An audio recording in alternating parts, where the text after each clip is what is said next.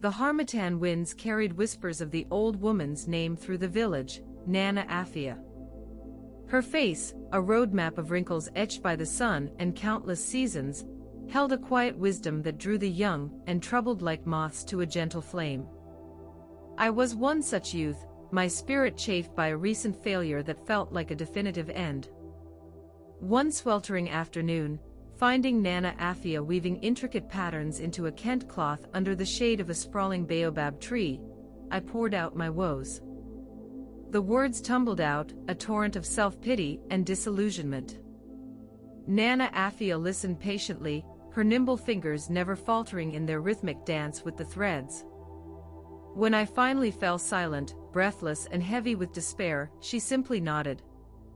"My child," she began, her voice a low, comforting murmur, "life is not a single thread, smooth and unbroken. It is a tapestry, woven with threads of every hue and texture. There will be threads of gold, shimmering with joy and success. But there will also be threads of deep indigo, representing sorrow and loss."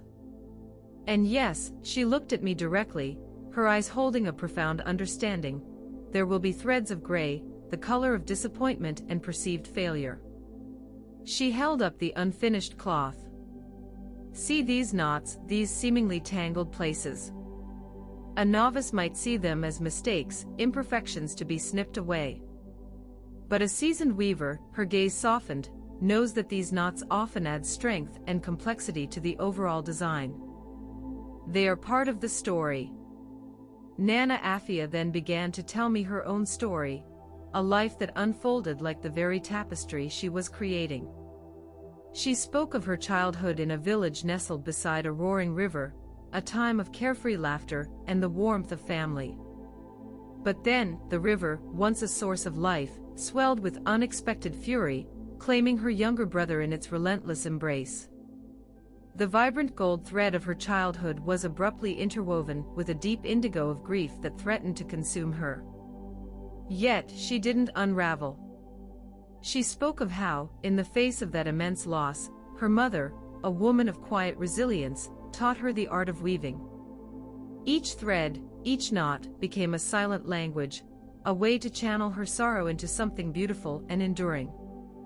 The indigo thread remained a constant reminder, but it became part of a larger pattern, edged with the strengthening gray of acceptance and the emerging greens of new growth.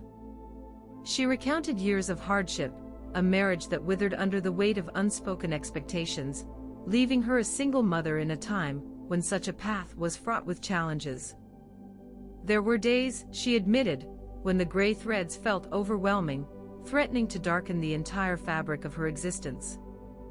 But she persevered, drawing strength from her children, from the unwavering support of her community, and from the quiet solace she found in her weaving. Then came a time of unexpected joy, a late-blooming love that painted a vibrant crimson thread into her life.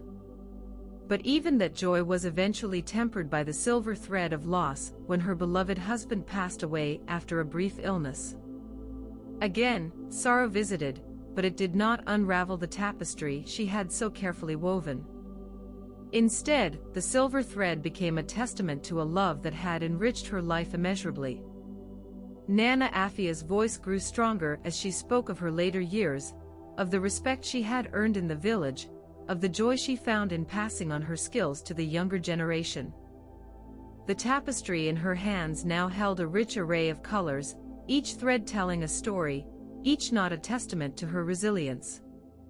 "My child," she said, her gaze meeting mine once more, "your current disappointment, this gray thread you are experiencing, it is but one part of your unfolding story. Do not let it define the entire cloth. Learn from it, let it strengthen you, and allow it to be woven into the larger pattern of your life.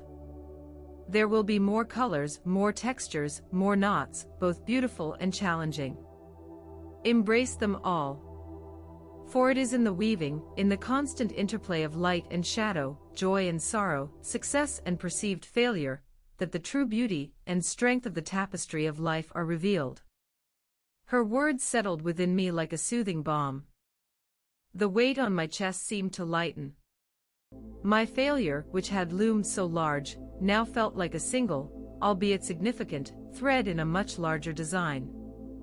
I looked at Nana Afia, at the wisdom etched on her face, at the vibrant, unfinished tapestry in her hands, and a spark of hope rekindled within me. Life, I began to understand, was not about avoiding the gray threads, but about weaving them into a story worth telling. And I, too, had a story to weave.